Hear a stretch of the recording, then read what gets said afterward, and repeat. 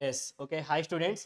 So, మనం చూసుకున్నట్లయితే నిన్నటి పేపర్‌కి, ఈ రోజు పేపర్‌కి మనము డిఫరెన్స్ చూసుకున్నట్లయితే, నిన్నటి మీద ఈ రోజు పేపర్ అనేది కొంచెం డిఫికల్ట్‌గా అనేది మన రావడం అనేది జరిగింది. ఆల్రెడీ నిన్న నేను పేపర్ డిస్కషన్‌లో నేను ఆల్రెడీ చెప్పాను. మనకి 22కి, 23కి పేపర్ అనేది డిఫికల్ట్ అనే లెవెల్ అనేది కొంచెం అనేది పెరుగుతుంది అని చెప్పేసి నేను ఆల్రెడీ చెప్పాను. సో, అదే విధంగా ఈ రోజు కూడా నిన్నటి పేపర్‌కి, ఈ రోజు పేపర్‌కి మనకు కొంచెం డిఫికల్ట్ లెవెల్ అనేది పెరిగిందనమాట. సో, ఇక్కడ మనం చూసుకున్నట్లయితే చూడన్న మనకి స్టూడెంట్ మనకి మెమరీ బేస్డ్ ప్రకారం చూసుకున్నట్లయితే మన మ్యాథ్స్‌లో వచ్చేసరికి చూడండి మనకి ఈజీ లెవెల్‌లో వచ్చేసరికి 5 బిట్స్ అనేది రావడం జరిగింది. మరి మోడరేట్ లెవెల్ ఓకేనా? సో, మోడరేట్ లెవెల్‌లో మనకి 4 bits and moderate but lengthy ఓకేనా? మోడరేట్ అండ్ లెంతీగా ఉన్న క్వెషన్స్ ఓకే. లెంతీగా ఉన్న క్వెషన్స్ వచ్చేసరికి మనకి 3 క్వెషన్స్ అనేవి రావడం జరిగింది.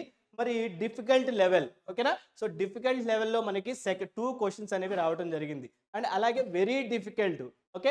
సో, వెరీ డిఫికల్ట్ లెవెల్‌లో ఒక క్వెషన్ అనేది రావడం అనేది జరిగిందనమాట. ఓకేనా? సో, ఆల్రెడీ నేను స్టార్టింగ్‌లోనే చెప్పాను. మీకు మ్యాథ్స్‌లో ఏమేమైతే మనకి ఇంపార్టెంట్ చాప్టర్స్ మనం ఏమేమైతే చెప్పామో లైక్ సీక్వెన్స్ అండ్ సిరీసెస్ నుంచి మనకి క్వెషన్స్ రావడం జరిగింది. అలాగే మ్యాట్రిసెస్, డిటర్మినెంట్స్ అండ్ మ్యాట్రిసెస్ మీకు ఆల్రెడీ చెప్పాను నేను. మ్యాట్రిసెస్‌లో మీకు అడ్జాయింట్ మీద అండ్ అలాగే లీనియర్ కోఎఫిషియెంట్స్, లీనియర్ ఈక్వేషన్స్ మీద అండ్ ఇన్వర్స్ ఈ 3 మోడల్స్ మీద మీరు డెఫినిట్‌గా ప్రాబ్లమ్స్ వస్తాయి అని చెప్పేసి నేను మీకు చెప్పాను. సో, నిన్న కూడా మనకి అడ్జాయింట్ మీద క్వెషన్స్ వచ్చినాయి.